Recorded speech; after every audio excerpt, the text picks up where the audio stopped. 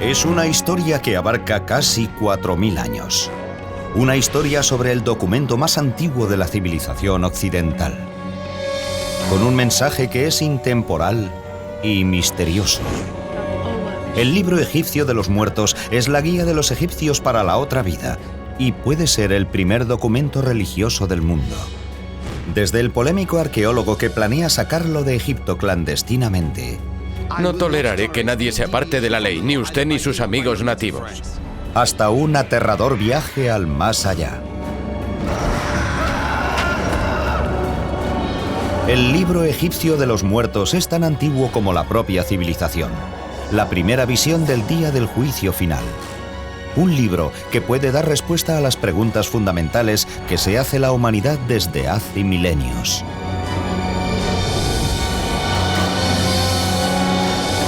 El libro egipcio de los muertos. Momias. Son los misteriosos restos de una de las civilizaciones más antiguas de la historia. Nos hablan de enormes periodos de tiempo y de secretos envueltos bajo los antiguos sudarios. Resultan muy familiares y a la vez muy extrañas. Un aterrador recordatorio de nuestra propia mortalidad. Y, sin embargo, una tentadora promesa de inmortalidad. Las momias solo son los restos de un misterio mucho mayor, la punta del iceberg. Los antiguos egipcios creían en una amplia e intrincada vida tras la muerte. Se esperaba que cada cadáver modificado resucitase en otro mundo, y solo existe una guía hacia ese mundo, el libro egipcio de los muertos. Es el nombre dado a unos manuscritos enterrados con los muertos momificados en el antiguo Egipto. El libro de los muertos era una especie de guía para los difuntos y un libro de conjuros para ayudar a los muertos en su viaje por la otra vida y el proceso para alcanzar la inmortalidad. Es un libro de magia, por supuesto. Es una colección de conjuros cuyo objetivo principal es facilitarle la otra vida y la inmortalidad al difunto.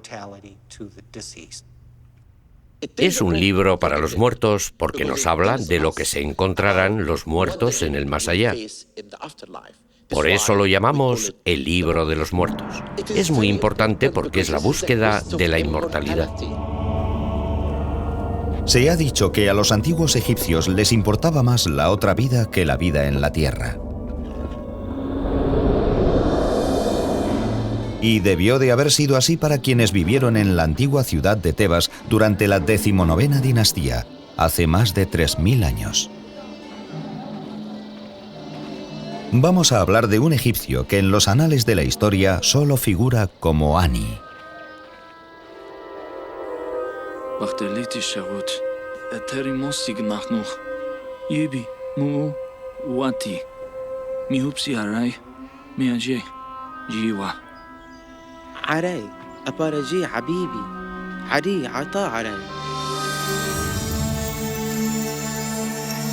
Ani vivió en un periodo álgido de la cultura egipcia conocido como el Reino Nuevo. Desde el año 1600 hasta el 1200 a.C., los faraones, con su genialidad militar, conquistaron tierras desde Nubia hasta Siria. Faraones como Ramsés y Seti construyeron enormes palacios y lujosos templos religiosos. Ani disfruta de uno de los niveles de vida más altos de la historia del antiguo Egipto. Tal vez sea solo en esos periodos de relativa prosperidad cuando una civilización empieza a meditar sobre cuestiones de filosofía, sobre la vida y sobre el más allá.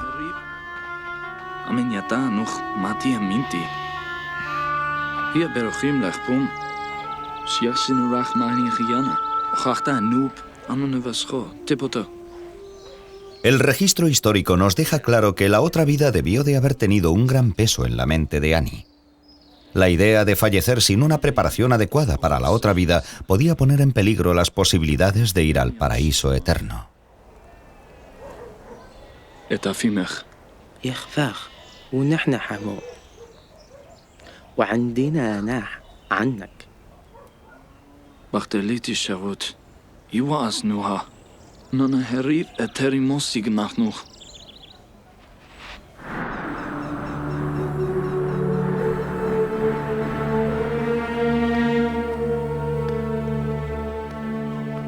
La prueba de la obsesión de Annie con el más allá es esta extraordinaria pieza de arte funerario conocida como el manuscrito de Annie. El manuscrito de Annie es por derecho una de las copias más famosas del Libro de los Muertos debido a la gran calidad del arte. La escritura y en particular las viñetas tan hermosamente pintadas se encuentran entre las más impresionantes. Los arqueólogos han descubierto más de 25.000 copias del libro egipcio de los muertos. Los textos más antiguos datan del año 1500 a.C. y los más recientes del siglo IV de nuestra era. Pero es aquí, en el afamado Museo Británico, en el corazón del Londres del siglo XXI, donde uno puede ver el famoso manuscrito de Annie, el mejor ejemplo de conservación de un libro egipcio de los muertos.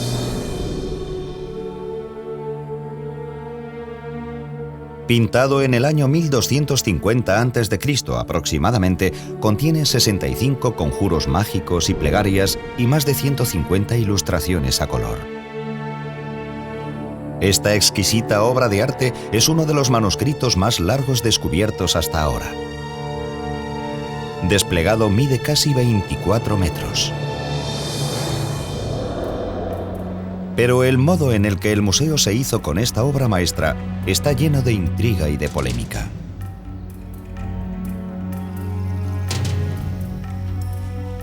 El manuscrito fue traído de Egipto en 1887 por un empleado del museo llamado Ernest Alfred Thompson Wallis Budge. Fue un autor prolífico y escribió más de 100 libros sobre egiptología, la mayoría de los cuales se sigue vendiendo. Publicó algunas de las primeras traducciones de textos egipcios importantes. Coleccionó miles de objetos que han sido reconocidos como algunos de los mejores ejemplos de arte antiguo.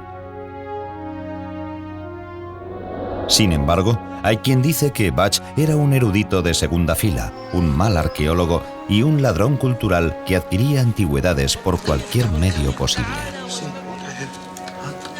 Estaba allí dedicándose al robo y al pillaje, básicamente. La gente emplea juicios culturales que están totalmente fuera de lugar. En su época, el hecho de que se llevase materiales de culturas antiguas era muy normal. Desde un punto de vista moderno, no se le puede considerar un ladrón cultural. No es como se veía eso en aquellos tiempos, aunque, por otro lado, lo que hacía era casi ilegal. Yo creo que era un ladrón, porque uno puede ser honrado toda la vida, pero si un día roba algo, pasa a ser un ladrón. Aunque Budge es polémico hoy en día, en su época fue un respetado traductor y uno de los mejores conservadores del Museo Británico. En el otoño de 1887 lo enviaron a Egipto a recoger objetos.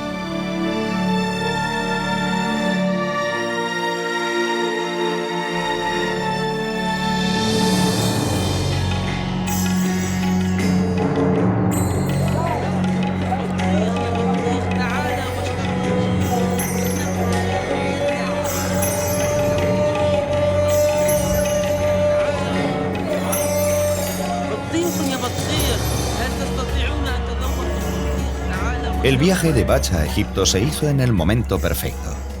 Poco después de su llegada, comenzaron a surgir noticias sobre artefactos descubiertos recientemente y que él remarca en su autobiografía.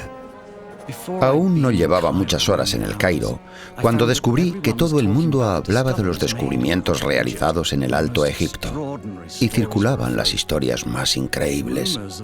Rumores de los hallazgos han llegado a todas las grandes ciudades de Europa y en el Cairo había representantes de varios museos continentales haciendo cada uno todo lo posible por llevarse la parte del león.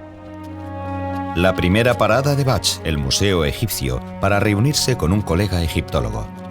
Le sorprende el mal estado de la colección del museo.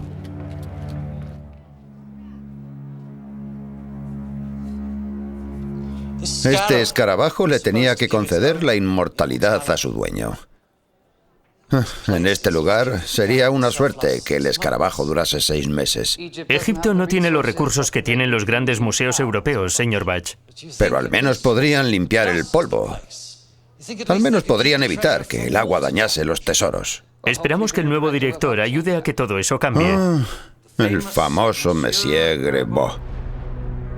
Supervisando la recuperación y conservación de todos los artefactos egipcios, se encuentra con el nuevo director de antigüedades coloniales, un francés llamado Eugène Grevaux. Monsieur Grevaux arguiría que el Museo Británico no es más que otro ladrón que se lleva la herencia de Egipto clandestinamente. Típico siendo francés.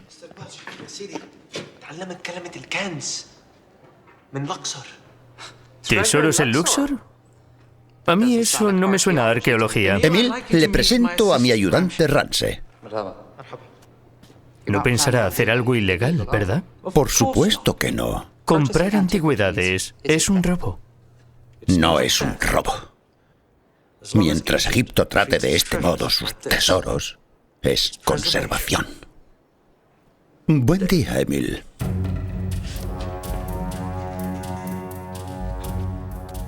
Hoy en día, Ernest Wallis Bach tiene mala reputación. Pero en 1887 le interesaba menos su reputación que llegar al presunto nuevo descubrimiento. Desde su base, en el Cairo, hay 720 kilómetros hasta Luxor siguiendo el Nilo. Bach está decidido a llegar hasta el tesoro antes que otros coleccionistas. Su instinto competitivo le es muy útil, ya que entre los artefactos hay una ventana a otro mundo, a uno que el hombre moderno no ha visto nunca.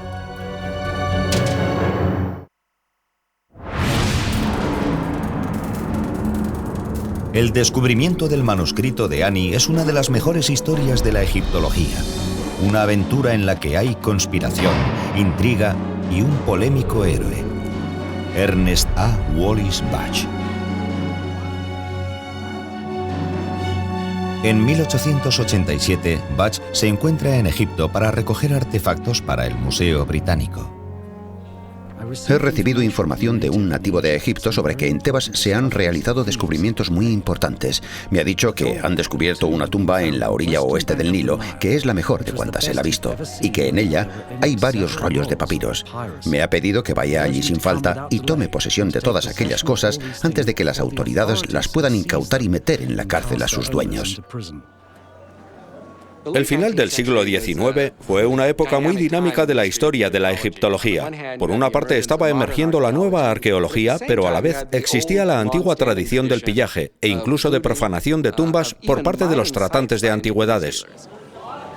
Bach pocas veces extrajo antigüedades de tumbas. Prefería comprárselas a los tratantes. El próspero mercado negro dio lugar a una extraordinaria colección para el Museo Británico, pero también ayudó a destruir algunos de los tesoros arqueológicos de Egipto. El mercado negro era muy malo para la venta de antigüedades. Egipto fue violado. Lo llamamos la violación del Nilo. Violaron al Nilo. Se llevaron el legado del país y ahora está en todas partes.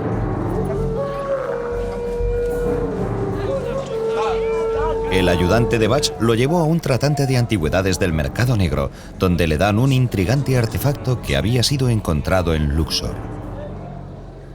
Protege a los débiles de los fuertes y oye el llanto del que está encadenado.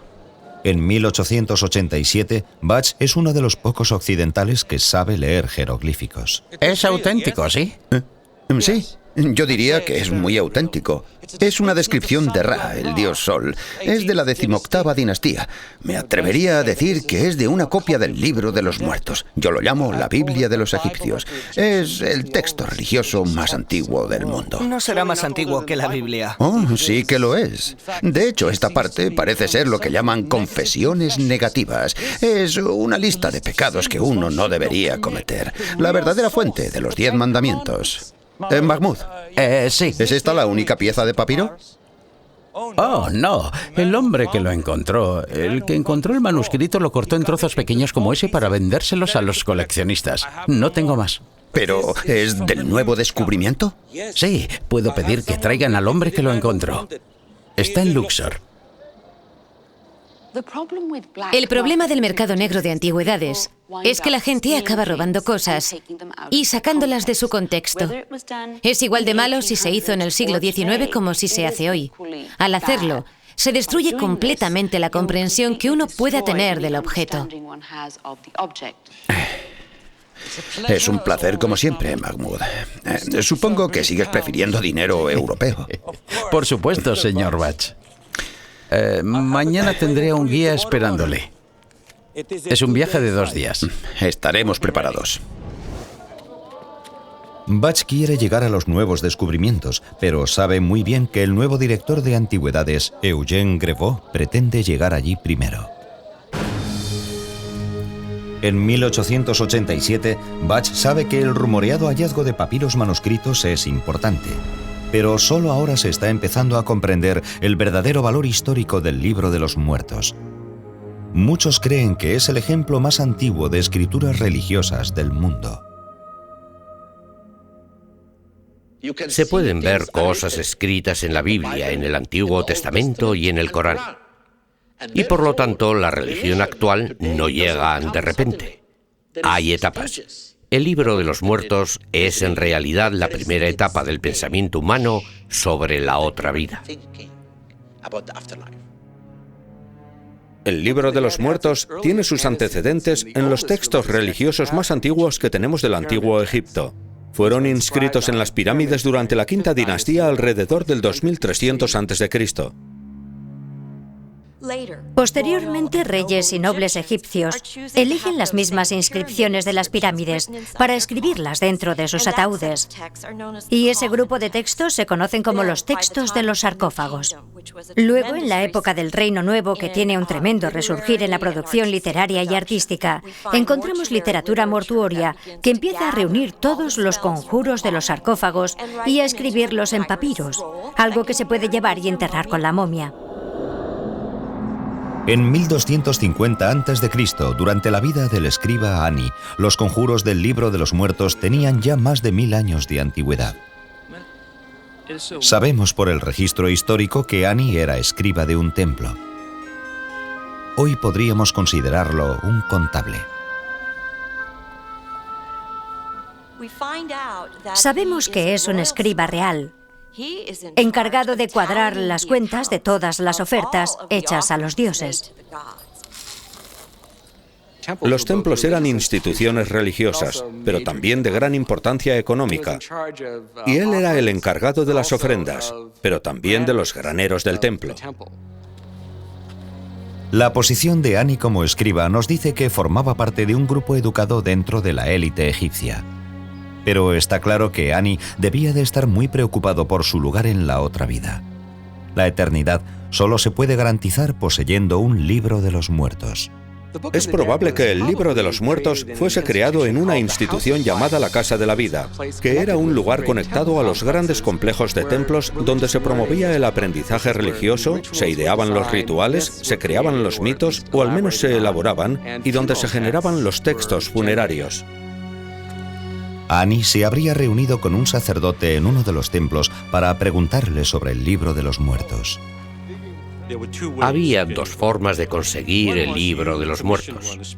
Uno era encargándolo especialmente y teniendo que pagar posiblemente un precio alto por un libro de alta calidad diseñado para uno desde un principio. Pero también sabemos que muchos libros de los muertos se hicieron sin indicar a quién pertenecían. El nombre del propietario, que se repite durante todo el Libro de los Muertos, se deja en blanco, de modo que cuando alguien llegaba y decía que quería uno, simplemente escribían el nombre del nuevo dueño y ya estaría preparado para dejarlo en su tumba.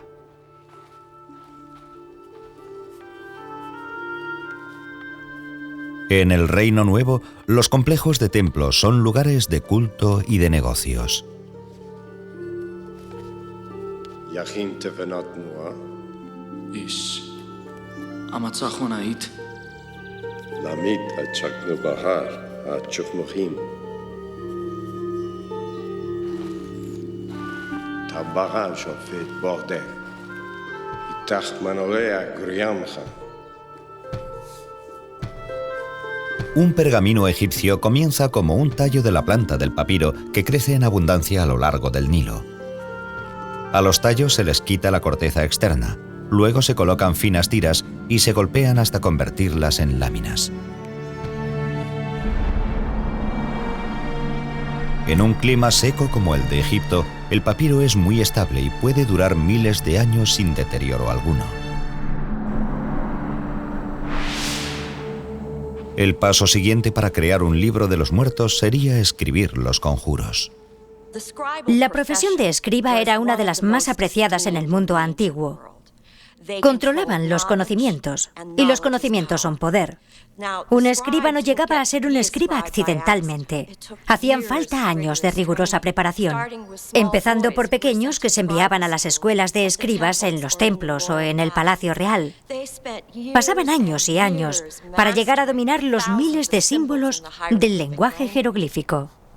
En el antiguo Egipto, el lenguaje es mágico, tiene el poder de crear. Es muy parecido a la idea del Evangelio de San Juan sobre que en el principio existía el verbo. Existe un principio primordial del lenguaje, que, por supuesto, forma parte de lo que es el libro de los muertos. Su objetivo es crear otra vida llena de dicha. La parte final de la creación del libro de los muertos sería pintar las imágenes individuales o viñetas. Se cree que dichas imágenes tenían un poder mágico, el suficiente para determinar el destino de un hombre.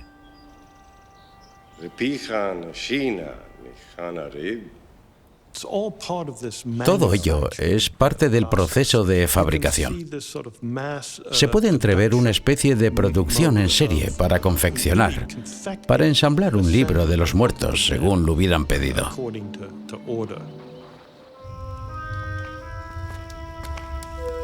Comprar un libro de los muertos le habría afectado a toda la familia de Annie. Era muy caro. Tal vez el sueldo de medio año para una persona de la posición social de Annie. Los antiguos registros revelan que la esposa de Annie se llamaba Tutu. La pareja debió de haber hablado mucho sobre el libro de los muertos. En el Reino Nuevo, la elección era difícil para una familia: proveer para el presente o para la eternidad.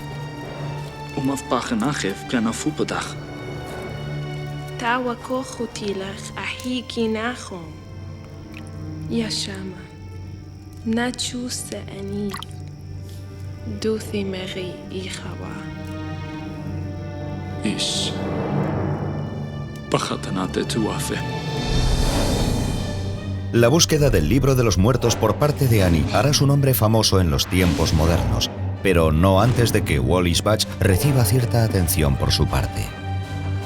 Le aseguro que soy un enemigo muy desagradable.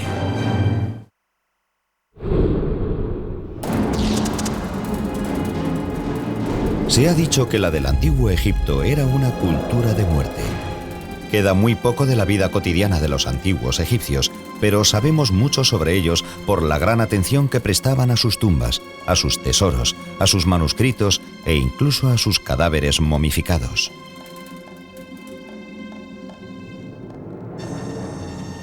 Hoy la religión de los faraones se encuentra con la tecnología del siglo XXI. En un estudio sin precedentes, los egiptólogos utilizan ciencia médica de vanguardia con momias de 3000 años de antigüedad. La tecnología digital permite que los egiptólogos desenvuelvan a sus momias prácticamente sin dañar sus preciados tesoros.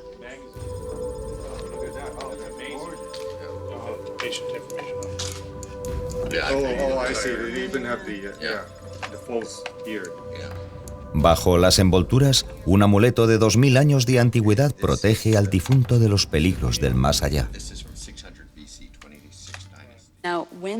Cuando envolvían el cadáver, también metían amuletos.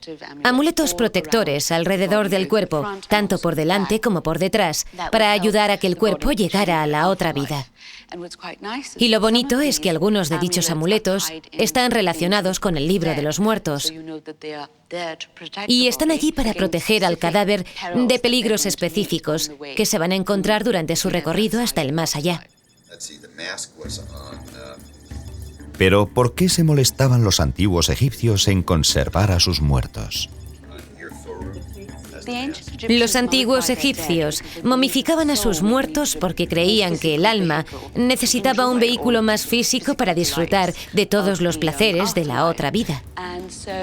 Y por eso momificaban los cadáveres, es decir, los conservaban para que el alma pudiese volver a un cuerpo que estaría perfectamente conservado y así poder disfrutar de la comida, la bebida y cualquier otra cosa que la otra vida pudiera ofrecer. Pero momificar un cadáver no era un proceso fácil. Lo que hacían los embalsamadores era retirar todos los órganos internos, los pulmones, el hígado, el estómago y los intestinos.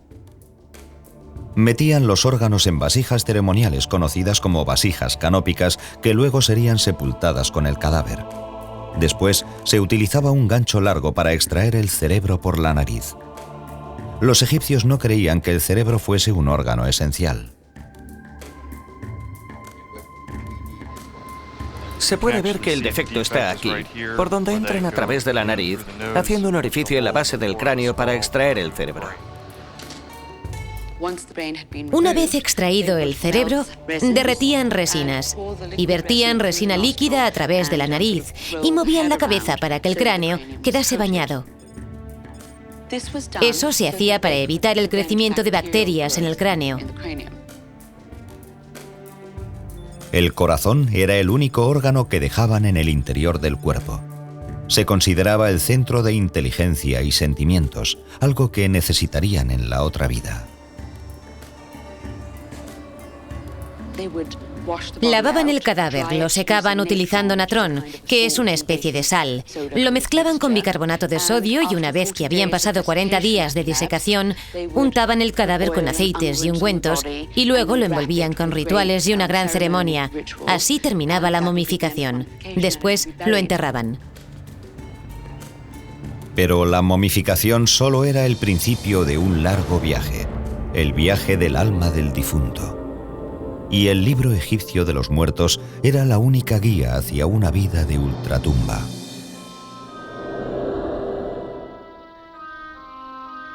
En algún momento cercano al año 1250 a.C., un escriba egipcio llamado Ani empezó a preocuparse por el más allá. Creía que el libro de los muertos le proporcionaría sosiego. Cuando uno fallece y se va a la otra vida, el camino, el viaje de una a otra, es muy peligroso. Y el espíritu del difunto, antes de renacer para siempre, tenía que pasar una serie de pruebas. Y el libro de los muertos proporciona respuestas y protección contra los peligros del viaje.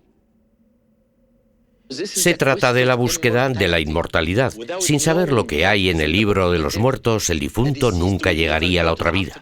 Para los antiguos egipcios, lo más importante era la otra vida. El libro de los muertos era caro y la decisión de comprar uno era un proceso difícil y complicado. Había 186 conjuros entre los que elegir, y el manuscrito se producía basándose en las necesidades o en el presupuesto de cada persona. Los sacerdotes del templo ayudaban a cada persona a elegir los conjuros necesarios para la otra vida.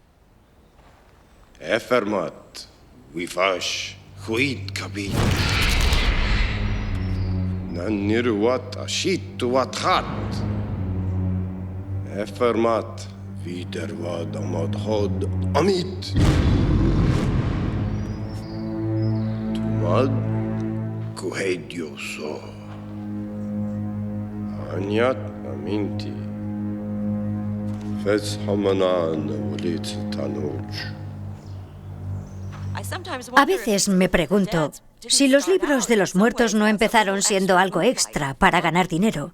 Una vez que has convencido a todos los ricos de que tienen que tener uno, el precio que se le puede poner no tiene límite. Es posible que la creación de un libro de los muertos propio fuese además un símbolo de posición social de la época. El libro de los muertos era demasiado caro para una persona normal. Y eso lo hemos comprobado arqueológicamente al descubrir que solo los miembros de la élite poseen un libro de los muertos. Sin embargo, era muy distinto a los primeros tiempos de la cultura egipcia. En un principio, la momificación y la otra vida entre los dioses estaban reservadas únicamente para el faraón. Pero en la época de Ani, en el siglo XII a.C., las clases medias e incluso los pobres esperaban tener otra vida tras la muerte y estaban dispuestos a pagar por ella. Demuestra la democratización del más allá, ya que en un principio esos textos estaban reservados para el rey, y luego, cuando llegamos al Reino Medio, están disponibles para la alta nobleza. Y cuando llegamos al Reino Nuevo, un grupo mucho mayor tiene acceso a los textos. Pero en el Reino Nuevo, el libro de los muertos se escribía para todos. Se ha encontrado en tumbas privadas, se ha encontrado en tumbas de nobles, se ha encontrado en las tumbas de los artesanos. La propagación de la creencia en la otra vida afectó a algo más que a una emergente clase media. Hay quienes creen que el libro de los muertos afectó a las escrituras judías y cristianas. El cristianismo antiguo le debe mucho al antiguo Egipto por su concepto del cielo, y es lógico debido a que la mayoría de los seguidores iniciales del cristianismo eran nativos de Egipto. Y cuando se escribían documentos sobre la naturaleza y la esencia del más allá, como esas cosas no estaban escritas en la Biblia en un principio, los antiguos egipcios llenaron los espacios en blanco. La idea de pasar a la otra vida con tus seres queridos en un lugar agradable, en el que puedes hacer lo que quieras, es la misma en el cristianismo y en la religión del antiguo Egipto. Todavía hay quien alega que las imágenes religiosas cristianas tienen una deuda con el libro egipcio de los muertos. Cuando estudiamos la historia del Nuevo Testamento, queda muy claro que, de hecho, la competencia principal para la religión de Jesús era la religión de Isis y de Osiris, y de su hijo, Horus. Muchas de las primeras representaciones de la Virgen María, sentada con el niño Jesús en su regazo, están basadas en estatuas de Isis, en las que Isis sostiene al faraón, su hijo simbólico ahora. Una de las primeras personas en darse cuenta de la relación entre el libro de los muertos y la Biblia fue el mismísimo Wallis Budge. Lo cierto es que los egipcios creían en un dios, Osiris, que había vivido en la tierra, había sufrido una muerte cruel y había resucitado de entre los muertos. No hay duda de que ciertas opiniones e ideas religiosas de algunas sectas cristianas pueden proceder de los egipcios directamente. Es interesante ver cómo las creencias éticas y religiosas de los pueblos, sin importar su procedencia ni en qué siglo fueran escritas, todas tienen muchas cosas en común.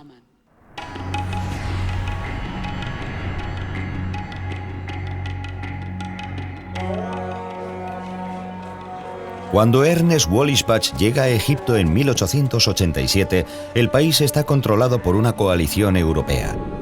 Tras una rebelión musulmana en 1882, Gran Bretaña y Francia comparten el control del país y del importantísimo Canal de Suez. Su coalición controlará la política y la economía de Egipto durante décadas. Es una unión precaria, y los hombres como Budge no facilitan la alianza. Budge ha oído rumores sobre un enorme descubrimiento en Luxor, pero sus planes para dar con él lo llevan camino del enfrentamiento con el director francés de antigüedades coloniales, Eugène Grevaux. Señor Budge, ¿Sí? acompáñeme.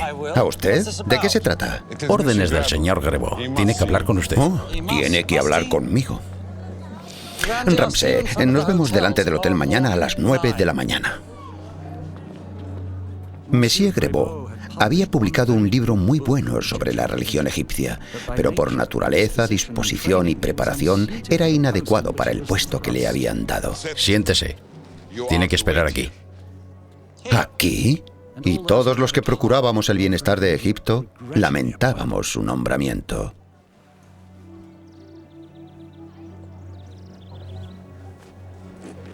Disculpe el subterfugio, señor Bach. Me pareció impropio que vieran en público al director del Museo Egipcio con un hombre de su reputación. Oh, Monsieur Grebot, supongo. Mi reputación y la de mi museo se encuentran entre mis honores más preciados.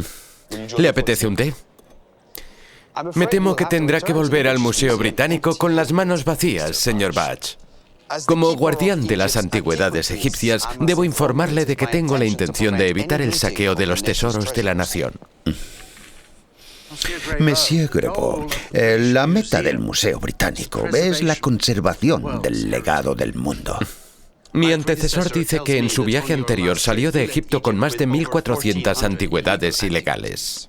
Su antecesor envió casi la misma cantidad al Louvre. Debería saber que es ilegal sacar antigüedades de mi país, señor Bach. Pienso aplicar la ley estrictamente. Cualquier sospechoso de comercio ilegal de antigüedades sufrirá un interrogatorio doloroso, se lo aseguro. Amenazar a los hombres y mujeres que viven aquí no es el modo de ganar su confianza. No necesito su confianza. Necesito su obediencia. Todas las antigüedades pertenecen al Estado y al Museo del Estado. Pero esta gente se ha ganado la vida con las antigüedades durante generaciones. En vez de luchar contra ellos, debería llegar a un acuerdo. Eso le conducirá a hallazgos más importantes. La ley está muy clara. Todas las antigüedades, descubiertas o no, están bajo mi jurisdicción. No toleraré que se aparten de la ley ni usted ni sus amigos nativos. Bien. Lamento que no opinemos igual. No se oponga, señor Bach. Le aseguro que soy un enemigo muy desagradable. No le considero un enemigo. Solo desagradable. Buenos días.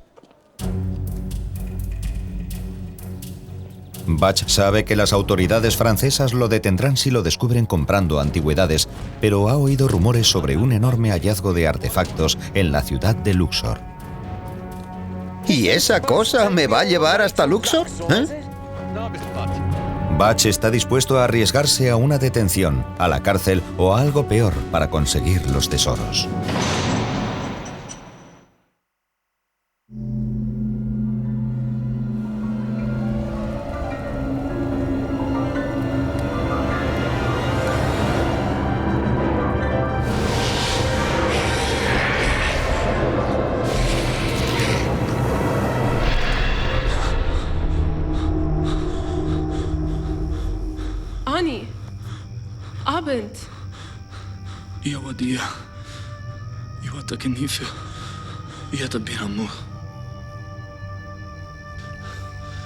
Si un egipcio se quiere asegurar la vida eterna, solo tiene una solución: el libro de los muertos.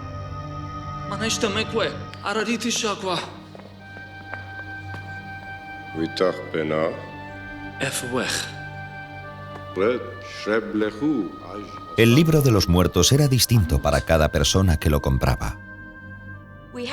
Tenemos hasta 189 capítulos que podrían estar en el libro de los muertos. De hecho, casi nunca se da el caso de que tengamos los 189.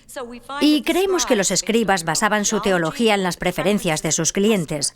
Tenían mucha libertad de acción en cuanto a la composición del libro de los muertos. Un conjuro o un ensalmo mágico es dicho con el propósito de ayudar al difunto a alcanzar la vida eterna o la inmortalidad tras la muerte. Los conjuros incluidos en el libro de los muertos contenían protecciones contra los demonios que podían atacar al difunto. Incluso hay uno para evitar que fallezca una segunda vez. Los egipcios se enfrentaban a duros trabajos físicos en el más allá, ya que tenían que arar y cultivar los campos de los dioses.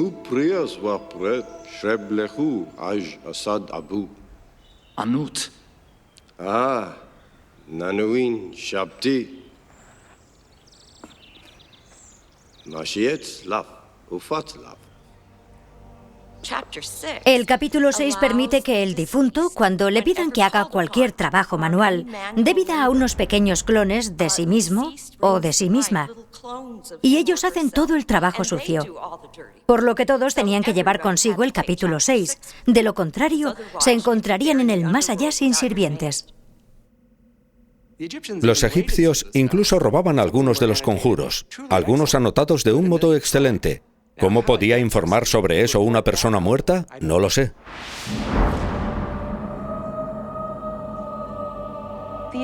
Los egipcios creían que el corazón era el órgano más importante que uno poseía y que era donde vivía el alma. Creían que allí estaba su esencia. Creían que todo procedía de allí. Y por eso dejaban el corazón en el cuerpo, ya que creían que era necesario como parte del proceso para llegar a la otra vida. Un órgano tan importante necesitaba protección extra, y esa protección llegaba en la forma del escarabajo del corazón. El escarabajo del corazón es una representación de un escarabajo. El motivo por el que es un escarabajo es que en Egipto el escarabajo simbolizaba el sol naciente, un escarabajo alado elevándose sobre el horizonte, por lo que el escarabajo del corazón estaba asociado a la idea del sol naciente. El sol naciente era el símbolo de la resurrección de los egipcios muertos. El escarabajo llevaba inscrito en su embés uno de los conjuros del libro de los muertos, que básicamente explica por qué uno no mintió, no robó, no engañó y era de buen corazón. Así estaba justificado. El escarabajo del corazón era un poco como un informe para el difunto.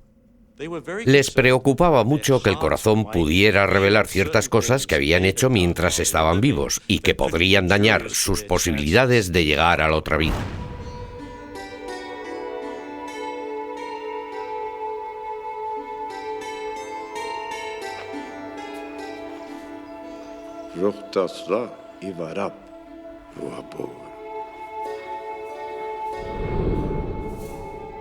Las espléndidas ilustraciones son tan importantes como el texto en el libro de los muertos.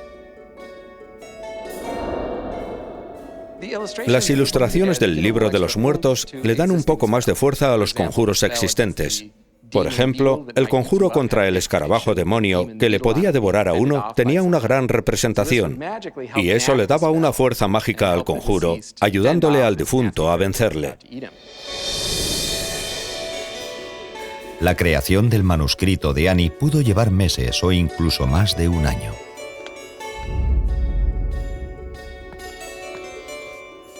Para un antiguo egipcio, el tiempo y el esfuerzo merecían la pena, ya que tenía que durar toda la eternidad. Solo podemos imaginarnos la alegría de Ani cuando su manuscrito estuvo finalmente terminado.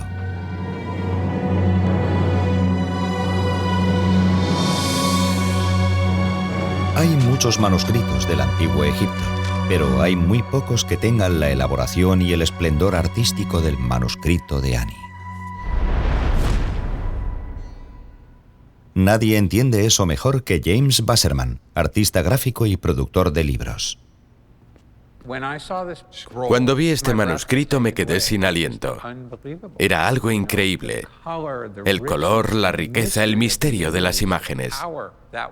El poder que había en él era fenomenal, evidentemente, y al mismo tiempo estaba estudiando los textos para descubrir qué demonios era aquel libro. Wasserman creó un libro del manuscrito de Ani en el que no solo se expone el pergamino de 24 metros, sino que lo combina con su traducción al inglés. Uno puede leer el libro de los muertos de Ani tal como él mismo lo habría visto. Si uno lee, estudia y medita sobre las imágenes y las historias que hay en el libro de los muertos, nota una sensación de orgullo, una sensación de pertenencia. El iniciado pretende aprender y perseverar por medio de pruebas de su carácter moral. Aquí vemos a Ani y a Tutu acercándose a la escena más dramática de todo el papiro, donde el corazón de Ani será puesto en la balanza y sopesado contra la pluma de la verdad de la diosa Maat. Si su corazón es demasiado pesado, será devorado inmediatamente por este monstruo, Amit. be devoured by this monster, Amit.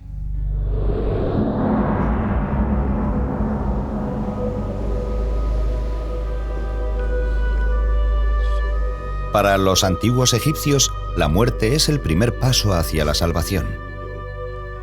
Cuando falleció la esposa de Ani, el manuscrito no fue puesto en su tumba, pero la guiaría a ella también. Un solo rollo servía para unir a una pareja en el campo de juncos.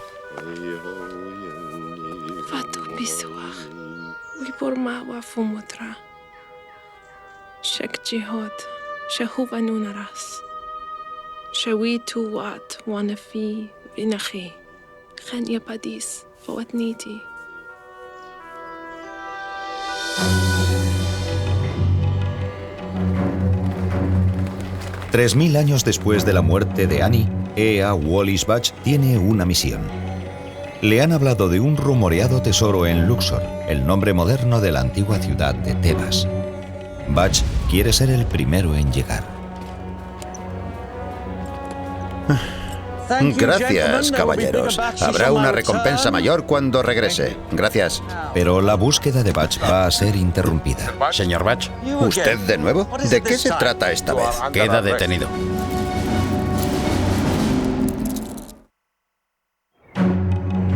En el Cairo, en 1887, el egiptólogo Ea Wallis-Budge sale hacia Luxor en busca de un tesoro de antiguos artefactos recién descubierto, pero la búsqueda de Budge es interrumpida. Señor Budge. ¿Usted de nuevo? ¿De qué se trata esta vez? Queda detenido. Por orden de Eugene Grevaux, el nuevo y celoso guardián de antigüedades egipcias que se dirige a Luxor.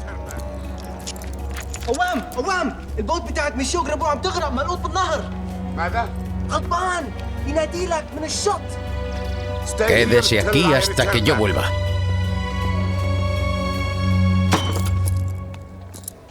Ramsay había descubierto que Monsieur Grevaux partía hacia Luxor aquella misma mañana y le dijo al capitán de su barcaza que si encallaba, Budge le daría 70 euros. Sí, y se los daré. Buen trabajo, Ramsay. Budge ya era conocido por sus engaños y los eruditos aún hoy siguen debatiendo sus cuestionables métodos de recolección. Uno de los problemas de Budge es que no era arqueólogo. No le preocupaban los detalles ni las normas en una época en la que uno podía comprar casi todo lo que quería, por lo que sus métodos de recolección no se consideran muy éticos. Me da la impresión de que Budge, con sus tejemanejes, era mucho más parecido a Indiana Jones que a un anciano erudito que solo quiere estar sentado en la trastienda del Museo Británico.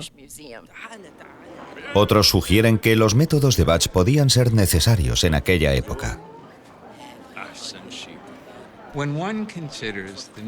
Si tenemos en cuenta el número de antigüedades que se perdieron, se destruyeron, se robaron, tenemos que darle las gracias a un granuja como Budge por tener los medios para sobornar a los funcionarios y recurrir a aquellos subterfugios, porque conservó aquellas cosas.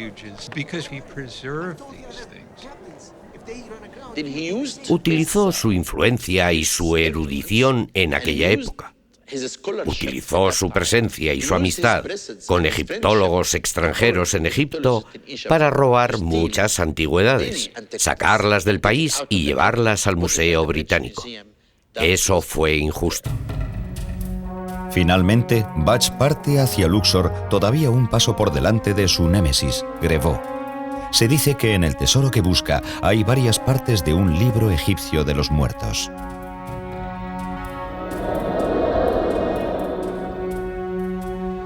Cuando llegué a Luxor, descubrí que los tratantes habían cogido muchos objetos valiosos de las tumbas del occidente de Tebas. No.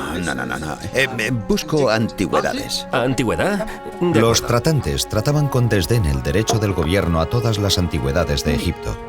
Las antigüedades abundaban.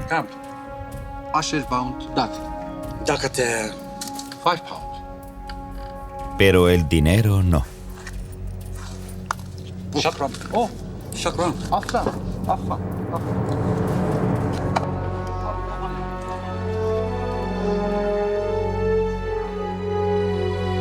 Bach solo se podía imaginar el aspecto de aquellas ruinas en tiempos de los faraones.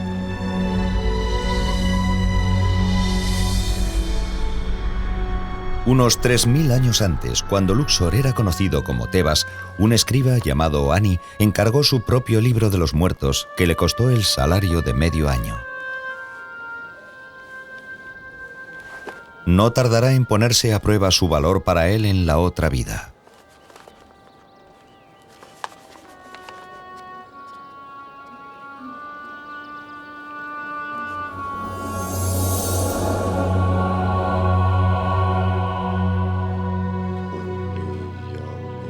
No podemos saber cómo falleció Ani, pero sabemos bastante sobre cómo fue enterrado. Como escriba real, Ani formaba parte de la élite. Su enterramiento habría sido elaborado y caro.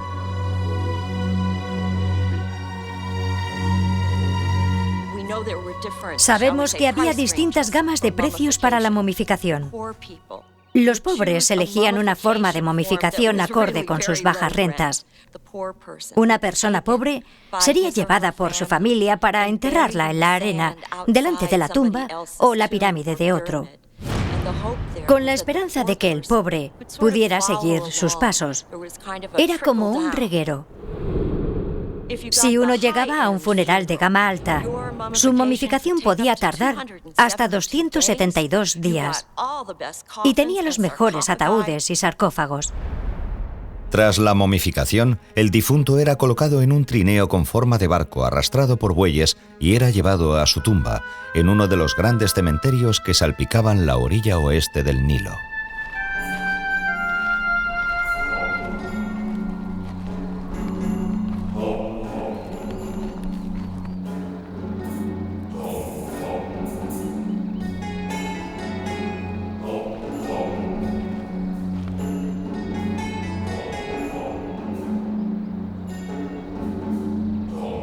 Las ilustraciones de los funerales egipcios no solo muestran a una apesadumbrada familia, sino a músicos, bailarinas, sacerdotes y dolientes profesionales.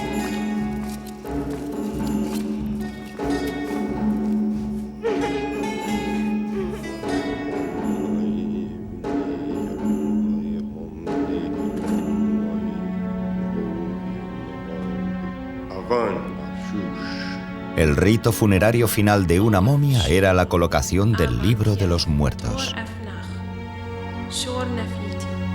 Ahora el difunto tiene todo lo necesario para su viaje hacia un nuevo y misterioso mundo.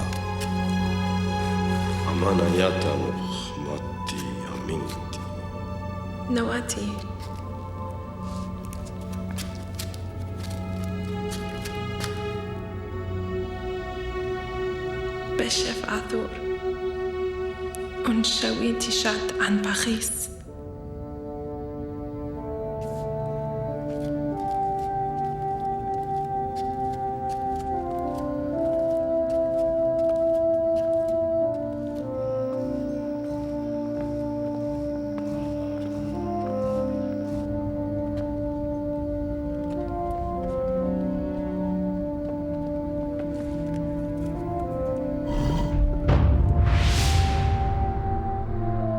Los faraones del antiguo Egipto están enterrados en elaboradas tumbas. Desde las primeras pirámides construidas 2600 años antes de Cristo al famoso Valle de los Reyes, donde fueron enterradas generaciones de familias reales durante 5 siglos.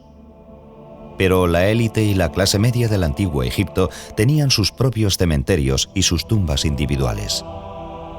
Y esas tumbas, con su gran cantidad de joyas y antigüedades, son desde hace siglos el objetivo de los ladrones de tumbas. En la época en la que Ernest Wallis Bach llega a Luxor, el saqueo de tumbas es una antigua profesión transmitida de padres a hijos durante generaciones. Muchos nativos comerciaban abiertamente con antigüedades. Detestaban a los funcionarios del servicio de antigüedades porque estaban convencidos de que su meta era conseguir antigüedades, no para conservarlas en el Museo del Cairo, sino para venderlas ellos. Estaban dispuestos a tratar con cualquiera que no estuviera al servicio del gobierno egipcio.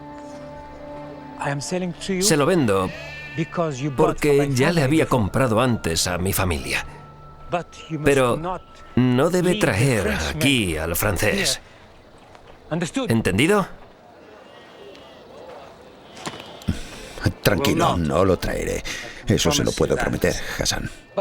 Bach nunca decía dónde encontraba las cosas exactamente, y se debe a que comerciaba con tratantes de antigüedades que le decían dónde las podían haber encontrado.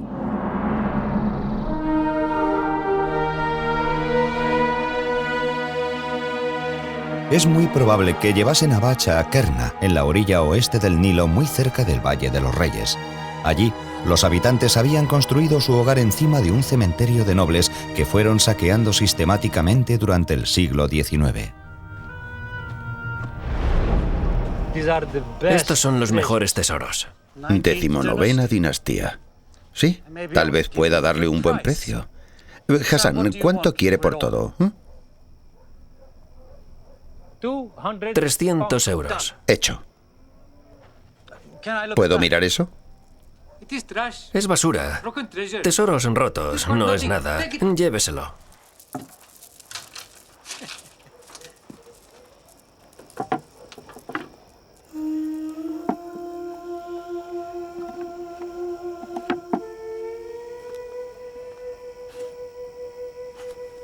¡Oh, Dios mío!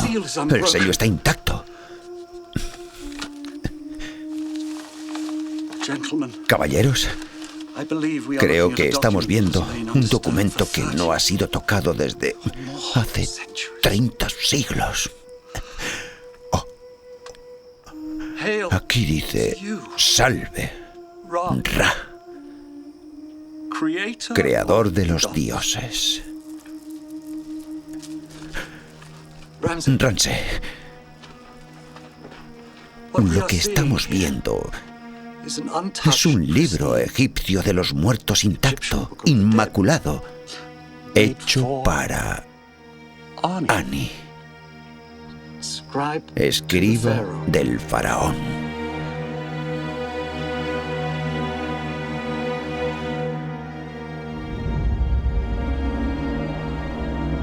Para un egiptólogo como Bach, un manuscrito es un objeto fascinante, pero para un antiguo egipcio como Ani, el rollo es la llave para la vida en el más allá.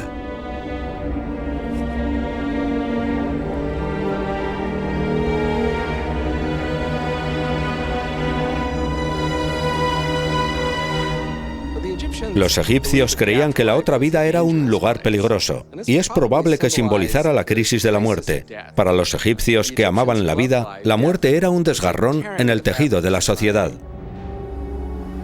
Para los antiguos egipcios, la muerte es solo el principio de un viaje plagado de peligros.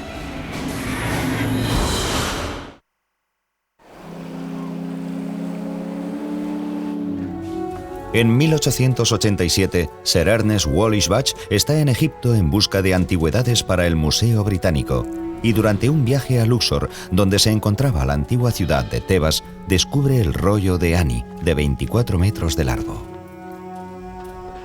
Lo que estamos viendo es un libro egipcio de los muertos intacto, inmaculado, hecho para Ani. En el antiguo Egipto se enterraba una copia con la momia como guía hacia la vida de ultratumba. Los egipcios creían que tras la muerte las personas se despertaban en el bajo mundo o Duat. Y era en ese misterioso lugar donde el difunto se enfrentaba a una serie de retos y de luchas. El mayor reto era superar y no ser derrotado por las fuerzas demoníacas que vivían en la otra vida y que amenazaban tanto a los dioses del bajo mundo como a los propios difuntos.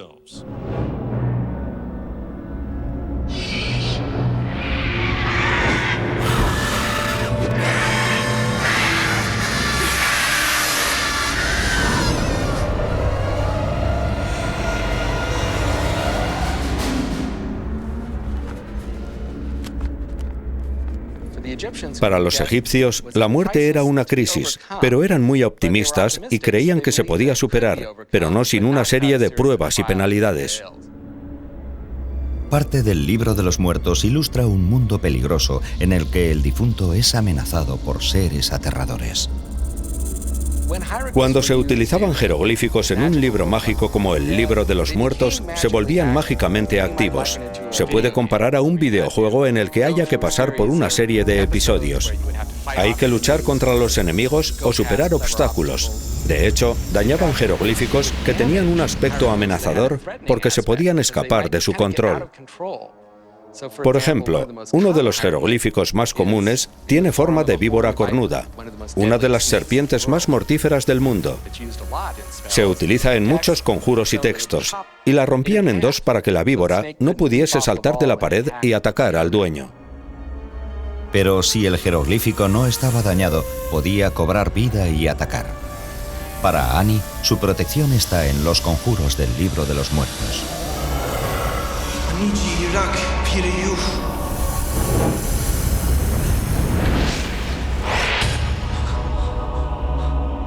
Pero en la otra vida egipcia también hay aliados. Basándonos en textos como el Libro de los Muertos, creemos que los difuntos eran recibidos inmediatamente por el dios Anubis, que también era conocido como abridor de caminos y guía para los muertos a través de la otra vida.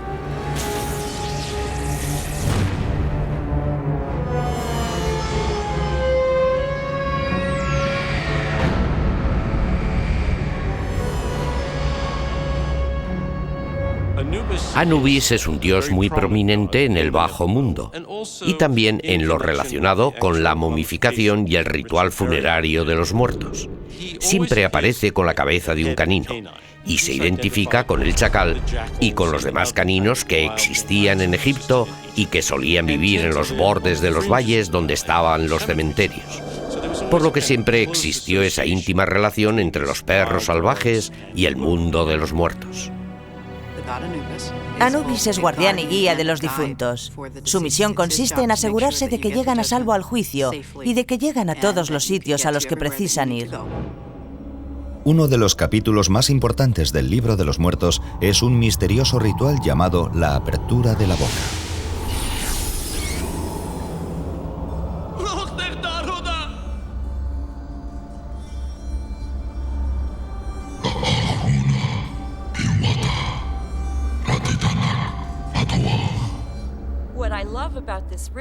Lo que me encanta de este ritual es que no solo les abrían la boca simbólicamente, sino también los ojos y los oídos, que es en realidad una afirmación filosófica. La ceremonia de la apertura de la boca era un despertar espiritual del cuerpo. Una vez que la persona había muerto, sus sentidos se cerraban, y eso permitía que el cuerpo se convirtiera en un recipiente para el alma del difunto, para que pudiera ver, saborear las ofrendas y oler el incienso. Podían escuchar las plegarias que rezaban, así como utilizar el Libro de los Muertos para que les ayudase en su viaje a través de la otra vida.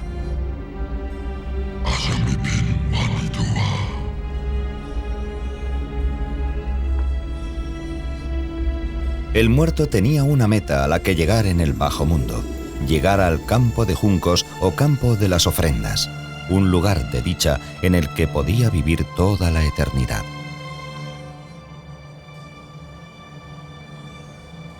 Pero llegar al campo de las ofrendas es un viaje largo y difícil, plagado de amenazas. Cualquiera de ellas puede poner en peligro la posibilidad de que Annie llegue al paraíso. En 1887, Ernest Wallis Budge está en Luxor y solo un paso por delante de las autoridades egipcias y francesas. Está claro que sus poco ortodoxos métodos dan resultados, pero le crean poderosos enemigos. Mira esto, Rance. Más de 3000 años y los colores del manuscrito aún brillan. Es casi como si todavía estuviera vivo. Sí. ¿Son así todos los libros de los muertos? No, y he visto unos cuantos. Este descubrimiento solo se da una vez en la vida, o en varias vidas. Tenemos que asegurarnos de que llegue a casa a salvo. Señor Budge, ¿quiere tomar un café con mi familia y conmigo? Bach está casi preparado para irse cuando le interrumpen unos invitados muy inoportunos. Café turco para todos los trabajadores. ¿Café? ¿Café? ¿Café? No, gracias, señor Bach. Estoy demasiado ocupado deteniendo a ladrones de antigüedades. Omar, dígales que confisquen todos estos artículos. Eso me pertenece. Esto le pertenece a la nación de Egipto y usted irá a la cárcel. Ya hemos detenido a los otros ladrones de tesoros de este barrio, pero parece que hemos dejado lo mejor para el final. Oiga, Cremó, estos hombres son empleados del gobierno británico. Guarde silencio, señor Bach. Me ha dejado en ridículo una vez, pero no volverá a repetirse. Asegúrese de que la caravana esté cargada por la mañana y lista para salir hacia el Cairo.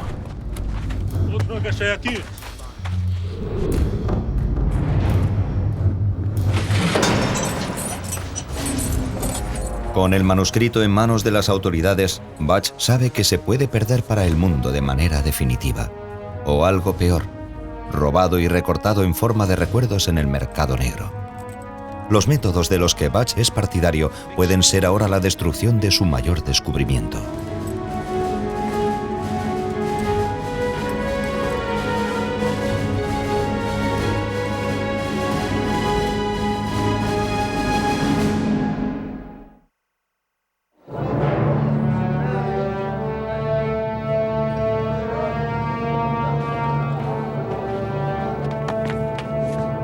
En 1887, Ernest Wallis Bach descubre el magnífico manuscrito de Annie, que solo sirvió para que las autoridades se lo confisquen y lo metan a él en la cárcel.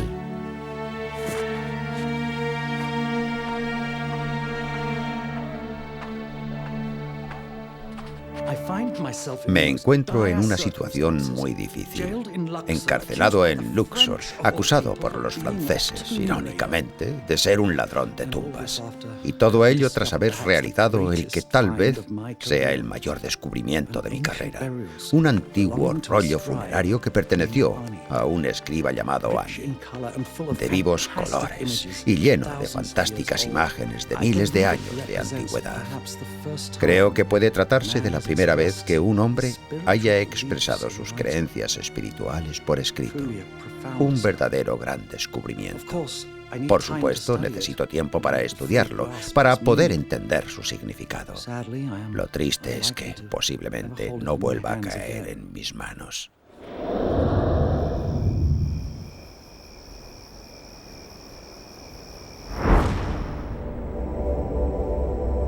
Para Annie, su libro de los muertos es ahora un mapa de carreteras hacia la sala del juicio, donde los dioses determinarán si merece vivir eternamente en el campo de juncos.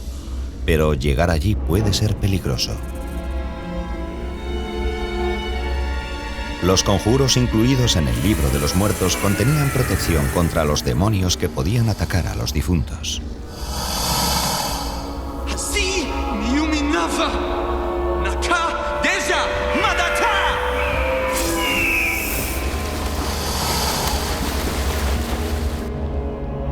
Un conjuro era una protección contra un escarabajo gigante llamado Asharu que podía devorar al difunto. El bajo mundo es un extraño lugar. Los egipcios lo consideraban un enfrentamiento con el caos. Tras la creación se creó una isla de orden justo.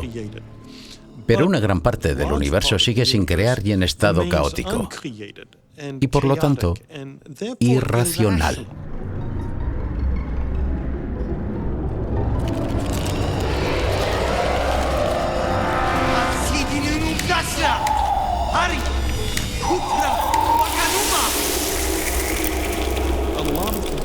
Una buena parte del libro de los muertos trata sobre ese tipo de magia irracional, de luchar contra fuerzas irracionales con medios irracionales.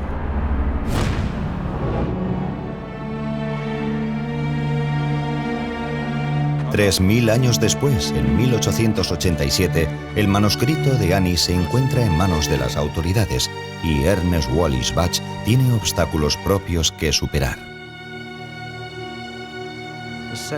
La sensación de impotencia es abrumadora sabiendo que cada momento que paso sentado en esta maldita celda, el manuscrito de Annie se aleja más de mí.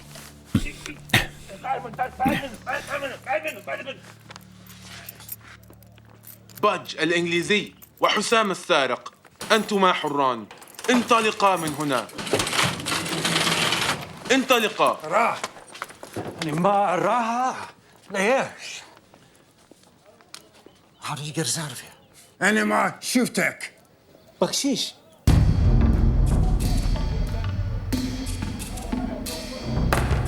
La experiencia le ha enseñado a Butch que es posible que el manuscrito no esté a salvo, ni siquiera de los propios guardias. Saben que el manuscrito vale más si lo dividen en 20 trozos más pequeños. Greboni se dará cuenta de que falta algo hasta que se hayan vendido todos los trozos. Oh, señor, esto es peor de lo que me imaginaba. Una vez que salga del almacén, nunca volverá a estar entero. ¿Alguna idea? Me he dado cuenta de algo. Ese hotel. El almacén está construido contra su pared. La reputación de Butch siempre ha estado en entredicho. Incluso entonces era famoso por lo que hacía para poder conseguir cosas para el Museo Británico. En su autobiografía, Butch revela cómo fragua un plan. Entre las casas que estaban selladas y vigiladas, había una pequeña que colindaba con la pared del jardín del viejo Hotel Luxor. La casa era una fuente de considerable ansiedad para mí, ya que en ella estaba almacenado el papiro de Annie. Mi única esperanza era hablar con el director del hotel. Ya veo que los tesoros de Egipto están a punto de ser destruidos, o como mínimo de ser enviados a Francia, todo debido a un desafortunado malentendido con Monsieur Grébeau. Sin embargo, podemos salvar el tesoro. De hecho, algunos pequeños tesoros pueden incluso llegar a las paredes de su hotel, y solo sería necesario llegar a un acuerdo concreto. ¿Qué clase de acuerdo? Butch contrata a varios hombres de la localidad para abrir un túnel en la pared del hotel hasta el almacén donde se encuentra el manuscrito de Annie. Es asombroso lo rápido que trabajan. Estos hombres han estado extrayendo tesoros de las tumbas bajo sus casas durante siglos. La pared de un hotel de 50 años no significa nada para ellos. Faltando solo una noche para que las autoridades se lleven el manuscrito de Annie, ¿será suficiente el plan de Butch o se perderá para siempre su gran descubrimiento?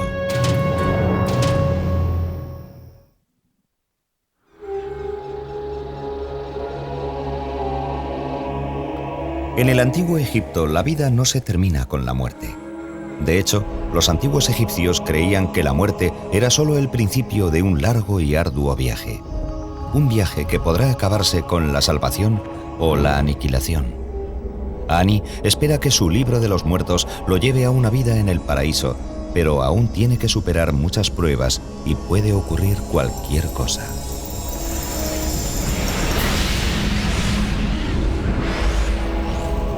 Si el alma errante sigue las indicaciones del manuscrito, con el tiempo consigue llegar a un reto final en la sala del juicio. Aquí se debe encarar a 42 dioses ante 42 pruebas distintas. Delante de cada dios debe negar haber cometido un pecado concreto. Es uno de los mayores retos de la otra vida.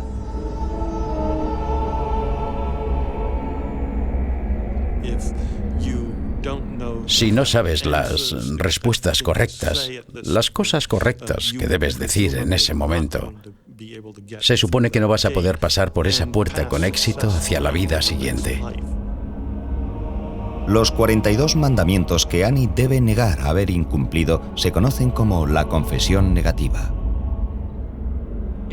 Es una letanía de cosas que el difunto no hizo, por lo que dice: no he asesinado a nadie, no he robado nada, no tuve una aventura con la mujer de otro, no hice esto, ni aquello, ni lo otro. Es muy informativa y reveladora sobre las cosas que probablemente hicieron muchos egipcios. Pero lo probable es que solo gracias a los conjuros del libro de los muertos logren superar las confesiones negativas. No se debe confundir esto con la noción de confesión y arrepentimiento. Se trata realmente de un ensalmo mágico para borrar todo lo que uno pudiera haber hecho en la tierra. Un dato interesante es que la mayoría de los 10 mandamientos se puede encontrar en las confesiones negativas. ¿Podrían haberse copiado los 10 mandamientos escritos varios siglos después del libro de los muertos, de la confesión negativa? En el libro de los muertos no hay nada que diga que solo hay un Dios. No hay nada que diga que se debe venerar a un solo Dios. Sin embargo, casi todos los 10 mandamientos, las cosas que prohíben los 10 mandamientos, aparecen en el libro de los muertos. Egipto fue el hogar de Moisés. Es fácil ver los distintos modos en los que el libro de los muertos y la cultura egipcia han influido en la Biblia. Tanto si las confesiones negativas son el origen de los 10 mandamientos como si no lo son, los egipcios creían que una persona debía haber llevado una buena vida. Hay muchos dioses que dirían, ¿qué hiciste? Es casi igual que hacer un examen. Le harían distintas preguntas al difunto para saber si había hecho algo malo. Tienes que abrir todas las puertas. Y no es fácil pasar por esas puertas. Estaban guardadas, con grandes escorpiones. Y tienes que responder a las preguntas o te comen. Ani se encara a cada dios detallado en el libro de los muertos. Dioses con nombres aterradores como engullidor de espíritus y quebrantahuesos. Awasif, Pira, Miana, Anish Anata.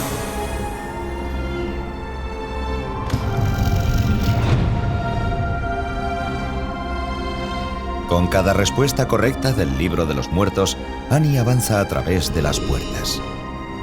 Solo después de la puerta final se encontrará el alma de Ani con el dios Horus, el hijo de Isis y Osiris de cabeza de halcón, que acompañará a Ani a su examen final en la sala del juicio.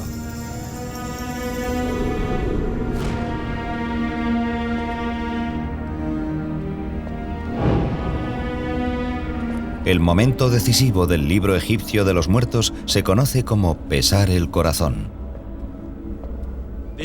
Los antiguos egipcios preveían que les esperarían muchos retos en el más allá. Uno de los más importantes era superar con éxito el juicio ante el tribunal de Osiris y que los declarasen dignos de ser uno de los dichosos muertos.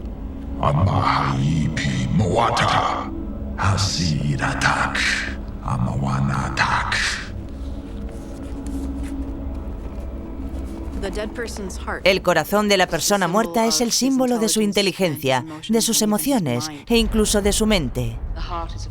En el corazón es donde estaba tu esencia y donde estaban tus buenas y tus malas acciones. El difunto debe entregar a Horus su amuleto en forma de escarabajo para que lo sopesen contra una sola pluma de la diosa Maat. Maat era una diosa que es básicamente la personificación de la verdad, la justicia, el orden y el equilibrio.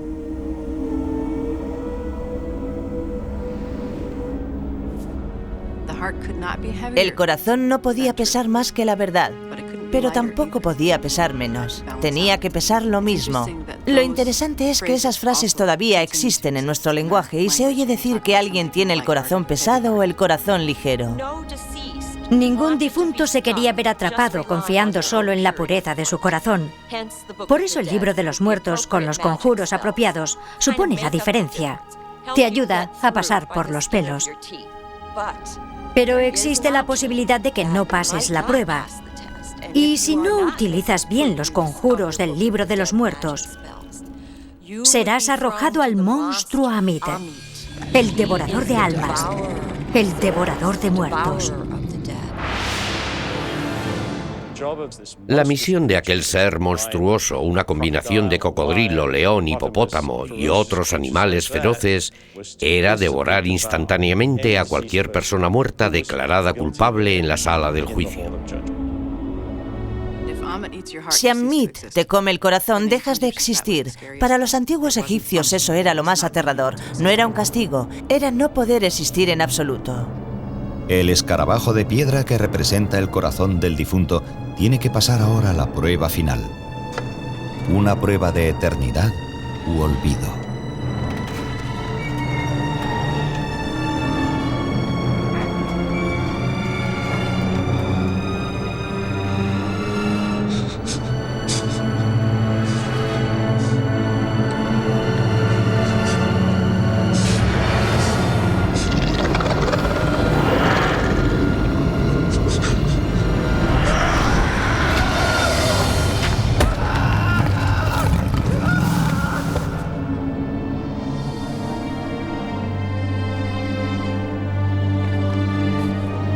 Cuando Annie llega a la sala del juicio, sabe que casi se han terminado las pruebas en la tierra de los muertos. A Annie solo le queda una prueba, la que determinará su destino para toda la eternidad.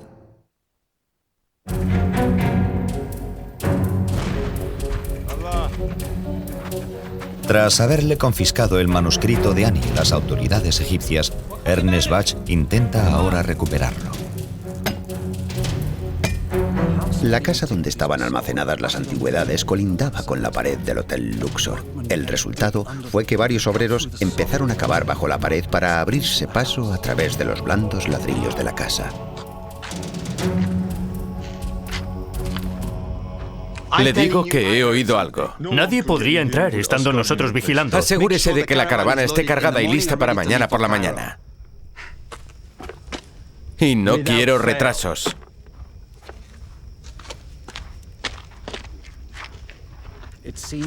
Parecía imprudente confiar demasiado en el silencio de nuestras operaciones y por lo tanto decidimos dar al policía y a los soldados una cena, ya que estaban hambrientos y sedientos. ¡Caballeros! Me temo que me han ordenado volver a Inglaterra. Muchos echarán de menos sus pequeños regalos. Oh, amigo mío, no tiene importancia. Bach era un personaje muy extraño. Tiene un lado bueno y un lado malo. Su lado bueno son sus publicaciones. Su lado malo es que le robó a Egipto.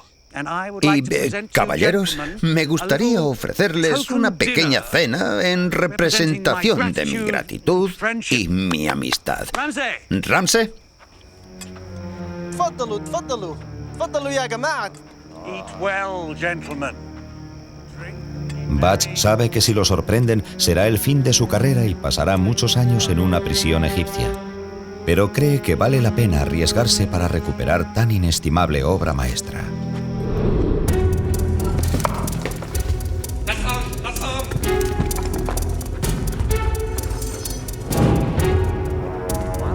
Mientras cenaban alegremente, entraron en la casa uno detrás de otro y sacaron pieza por pieza, caja por caja, todo lo que tenía un mínimo valor comercial. De ese modo salvamos el papiro de Annie. 3000 años antes, Annie cree que el libro de los muertos es inestimable para él. Es su única guía para superar la prueba cuando le pese en el corazón y conseguir entrar en el paraíso eterno.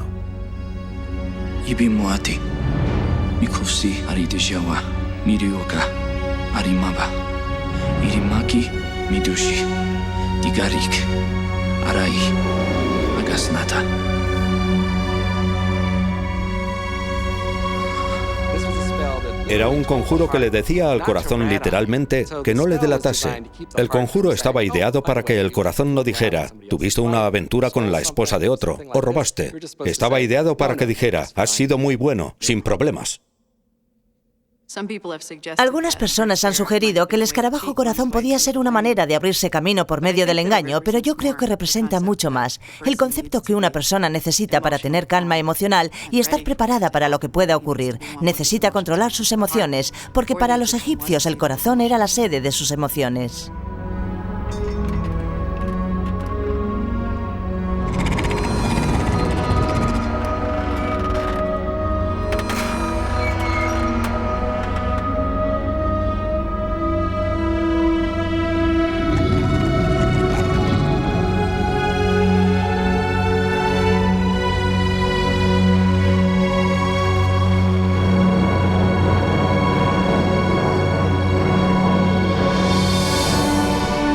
El rollo de Annie ayuda a su dueño a superar finalmente la prueba del corazón en la gran sala del juicio.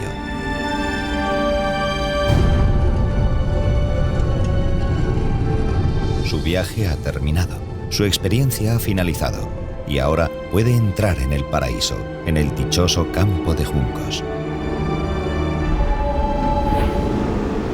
En 1887, Ernest Wallis Bach está a punto de llegar al final de su peligroso viaje. ¡Guarda! ¡Abre esa puerta! ¡Venga, vamos! Apártese. Vaya a comprobar la caravana.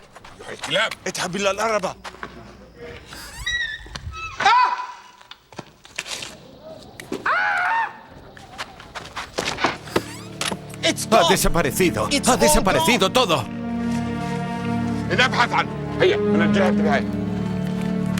Al amanecer, Bach y sus tesoros se encuentran ya en una barcaza que se dirige a El Cairo y finalmente a Londres.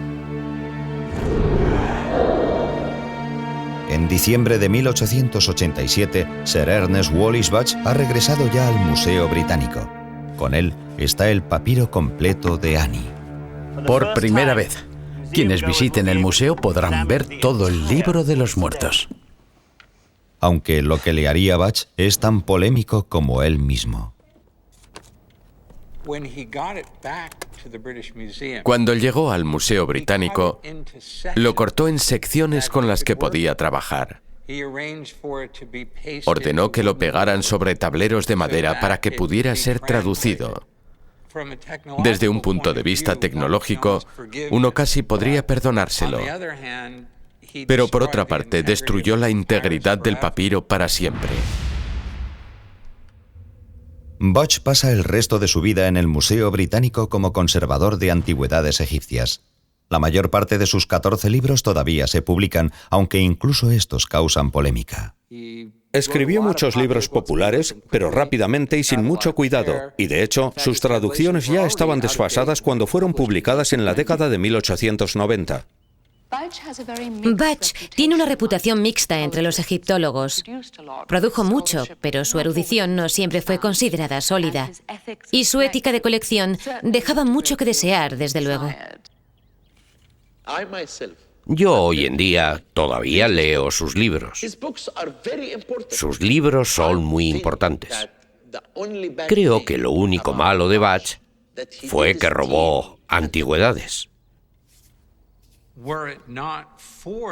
De no ser por la gran cantidad de material que publicó, aunque tuviese defectos,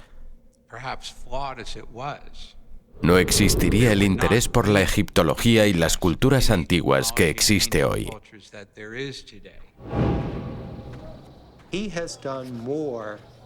Hizo más para popularizar el libro egipcio de los muertos, para popularizar la noción de la otra vida egipcia, que cualquier otro erudito, que cualquier otro texto que se haya publicado.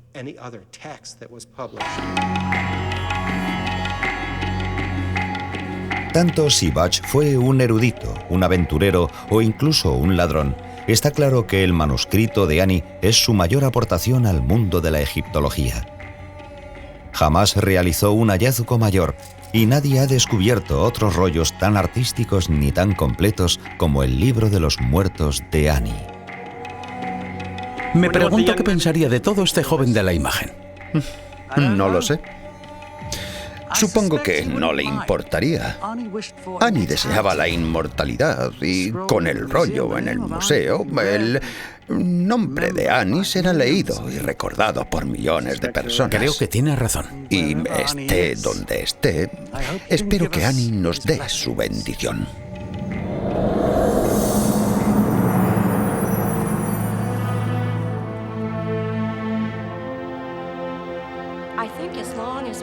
Creo que mientras los humanos tengamos preguntas sobre el significado de la vida y de la muerte, el libro de los muertos va a seguir teniendo bastante relevancia. Los antiguos egipcios escribieron ese libro no porque ansiaran la muerte, sino porque adoraban la vida y querían que continuase.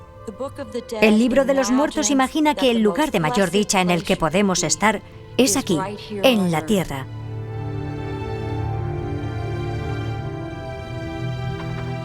El libro egipcio de los muertos es sobre todo una guía para los vivos, una guía sobre cómo se debe vivir en la tierra, una vida de moralidad y ética para poder llegar a la otra vida.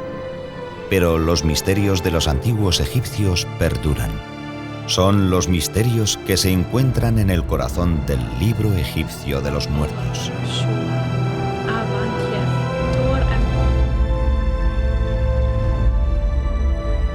Y esos misterios de vida, de muerte y del más allá perduran eternamente. misterios que solo se pueden comprender por medio de la fe, la esperanza, por obra de la imaginación y del corazón.